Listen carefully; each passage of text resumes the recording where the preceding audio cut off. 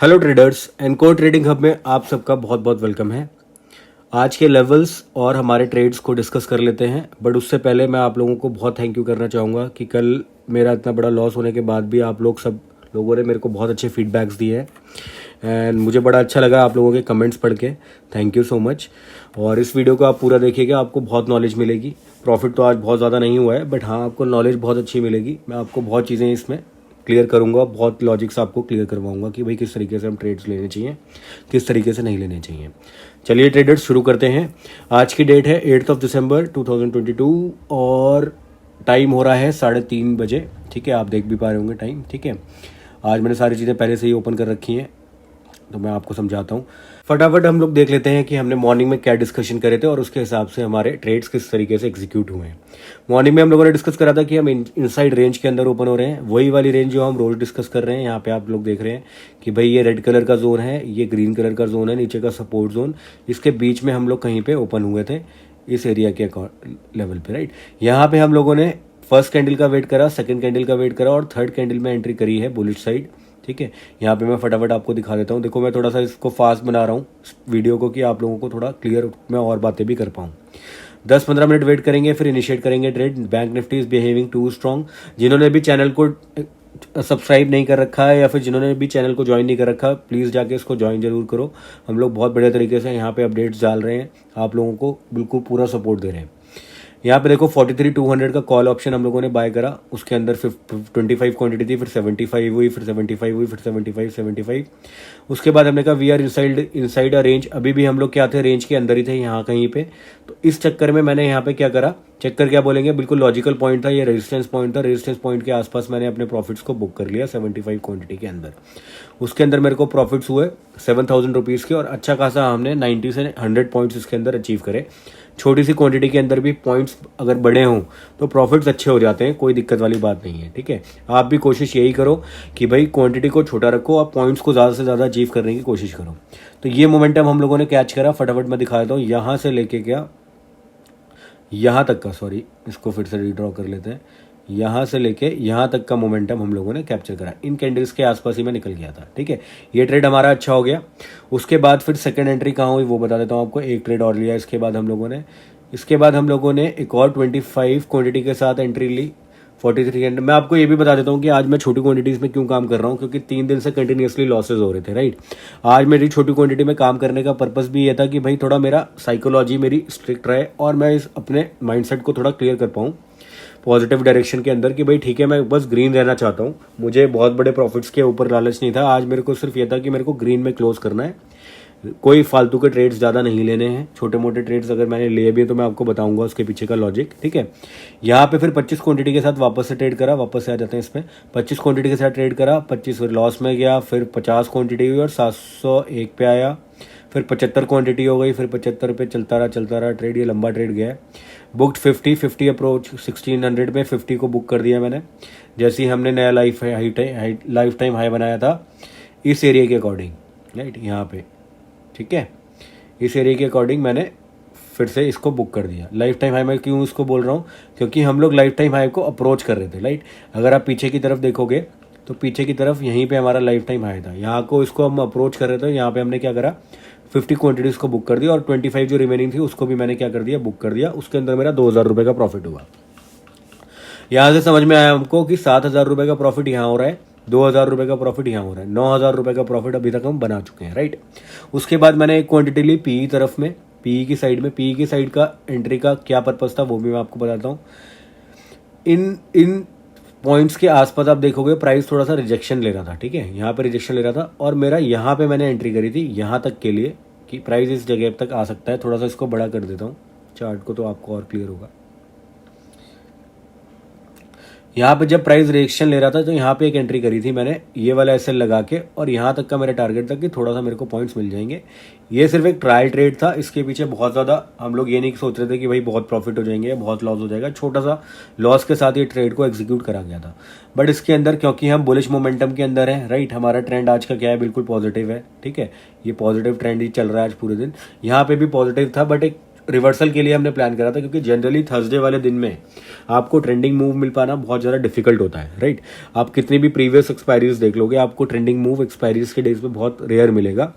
Generally move ऊपर होता है और फिर थोड़ा सा नीचे होता है, क्योंकि दोनों साइड पे पोजीशंस होती हैं, उनको एडजस्ट करना पड़ता है, राइट। तो यहाँ पे फिर हमारा एक एसएल हिट हुआ, इसके दिखा देता हूँ मैं आपको यहाँ पे कितने रुपए का लॉस हुआ है। यहाँ पे हमारा 250 रुपये का लॉस होने के बाद एसएल डन हो गया था। एसएल डन जो हुआ था मैं ऑर्डर बुक में आपको दिखाता हूँ। यहाँ पे ये हो गया फर्स्ट ट्रेड हमारा, जिसको हमने 75 क्वांटिटी के अंदर बुक करा था 212 के अंदर, ठीक है। यही फर्स्ट ट्रेड था जिसमें डबल क्वांटिटी, मतलब हमने 90 से 100 पॉइंट्स हमने कैप्चर कर दिए। 109, 121, 123 से लेके 212, ठीक।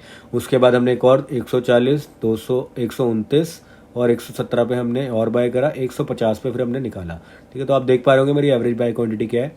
फिर सेल करा हमने 50 क्वांटिटी के साथ, ये तो हो गया फाइनल।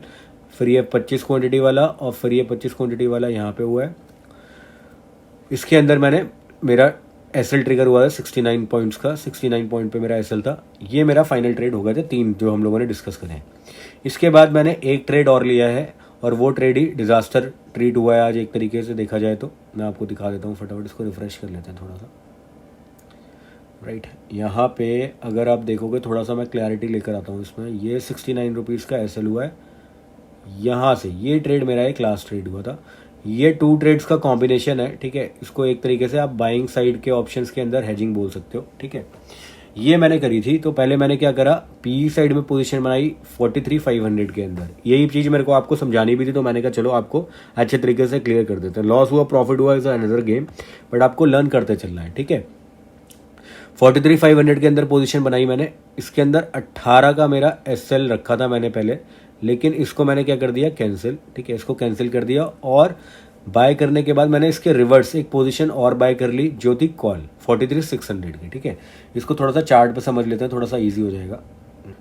इस एरिया के आसपास जब हम आ गए थे तब ये वाला काम मैंने करना शुरू करा था। मैं आपको दिखा देता हूँ फटाफट। यहाँ पे आप टाइमिंग देखोगे तो ये देख रहे हो आप 2:30 बजे की टाइमिंग है, ठीक है। 2:30 बजे के आसपास 2:30 बजे की कैंडल बन रही है आपकी, ये वाली है, इन्हीं वाली कैंडल्स की जोन में। तो इस जोन के अंदर जब हम थे, इस जोन के अंदर जब हम थे तब मैंने एक ट्रेड प्लान करा। 600 का कॉल ऑप्शन बाय करा और 500 का पुट ऑप्शन बाय करा। मतलब यहाँ पे सी लिया और यहाँ पे पी लिया, ठीक है। यहाँ पे ऑब्जेक्टिव क्या था मैं आपको क्लियर करता हूँ, जिससे कि आपको थोड़ा आइडिया लगेगा। एक्सपायरी मूव में जनरली क्या होता है, लास्ट टाइम पे बहुत सारी पोजीशंस होती हैं। अगर आप ऑप्शन चेन देखोगे आज की जाके तो 500 के पुट ऑप्शन के अंदर बहुत सारे क्या थे, 43,500 के कॉल ऑप्शन के अंदर बहुत सारे सेलर्स थे, राइट। मतलब कि जब वो पोजीशंस अपना काटना शुरू करेंगे तो एक अपसाइड का मोमेंटम आ सकता है। ये सोच के कॉल साइड की पोजीशंस को पकड़ा गया और इसको हेज करने के लिए पी साइड की पोजीशन को भी पकड़ा गया, ठीक है।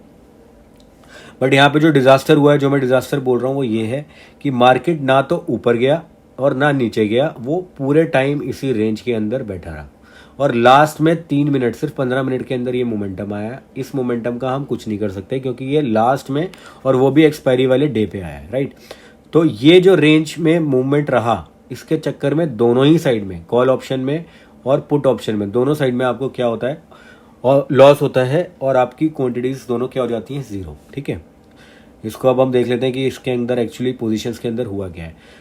तो इसको मैं अब आपको बताता हूँ इसको कब करना होता है, कब नहीं करना होता। जब आपको एक्सपेक्टेड हो कि एक बड़ी साइड में, किसी भी साइड में एक डायरेक्शनल मूव आ सकता है, उस टाइम पे आप इसको कर सकते हो और छोटे से स्टॉप लॉस के साथ, ठीक है। 20, 25, 30 वाले क्वांटिटीज को, जिनके ऑप्शन के प्रीमियम चल रहे होते हैं, उनको बाय कर लो और जिस साइड भी मोमेंटम जाएगा एसएल आपका 0 ही रहेगा, ठीक है। और जिस साइड मोमेंटम जाएगा उस साइड पे आपको प्रॉफिट हो जाएगा, ठीक है। इस केस के अंदर हमारा लॉस इसलिए हुआ क्योंकि मार्केट रेंज में रहा है, ठीक है। तो ऑप्शन बायर के अंदर ये प्रॉब्लम होती है, अगर मार्केट रेंज में रह जाता है तो वहां पे लॉस हो जाता है, ठीक है। तो ये वाला आपको समझ में आ गए ऑर्डर्स। अब मैं आपको पोजीशंस दिखा देता हूं फटाफट। ये दोनों पोजीशंस जो मैंने एनआरएमएल के अंदर ली थी, ये मेरी लॉस पोजीशंस हैं और इसके अंदर सॉरी इसके अंदर जो लॉसेज हुए हैं वो ये हुए हैं कि भाई हमने जो प्रीमियम लिए थे वो दोनों ही क्या हो गए, 0 हो गए, बिकॉज ये रेंज के अंदर ही मार्केट रहा और रेंज के अंदर ही क्या हो गया, बंद हो गया मार्केट, ठीक है ना। चलो, होपफुली आपको ये चीज़ समझ में आई हो। तो ये चीज़ करनी होनी नहीं करनी चाहिए, बट हम लोग पॉजिटिव में रहे हैं आज। ट्रेड्स भी बहुत ज़्यादा नहीं हुए तो ब्रोकरेज भी बहुत ज़्यादा नहीं लगेगा, तो पॉजिटिव में रहना ज़्यादा इंपॉर्टेंट था। मेरा ये ट्रेड लेने का मकसद सिर्फ इतना ही था कि मैं इस चीज़ को एग्जीक्यूट करके देखना चाहता था होता क्या है। यानी बहुत बार ये चीज़ ट्रेड में एग्जीक्यूट नहीं करी है, रियल ट्रेड में नहीं करी है। आज मैंने करके देख लिया और आज के दिन ही लॉस हो गया, आगे से इस चीज़ को कभी रिपीट भी नहीं करेंगे। ठीक है जी, चलो thank you so much. Hopefully आपको वीडियो अच्छी लगी होगी, कुछ चीज़ें समझ में आई होंगी, कब करना है कब नहीं करना है। एक्सपायरी के दिन में ये चीज़ें करी जाती हैं, उसके अलावा आप डेली बेसिस पे इनको नहीं करेंगे कभी भी। ठीक है, इसमें लॉसेस भी होते हैं तो आपको पता होता है कि लॉसेस कितने होते हैं। मेरा रिस्क एंड रिवॉर्ड पूरा मिनिमाइज, मतलब मैंने कैलकुलेट करके रखा हुआ था, कैलकुलेटेड रिस्क लिया था कि मैं ग्रीन में ही क्लोज करूंगा, ग्रीन के अलावा कोई क्लोज नहीं करूंगा। ये जो मेरे प्रॉफिट्स हुए इनमें सारे तो मार्केट को दूंगा नहीं और कैपिटल को सेव करके चलूंगा। होपफुली आपको वीडियो अच्छा लगा होगा। Thank you so much, like और सब्सक्राइब करते रहिए। Thank you.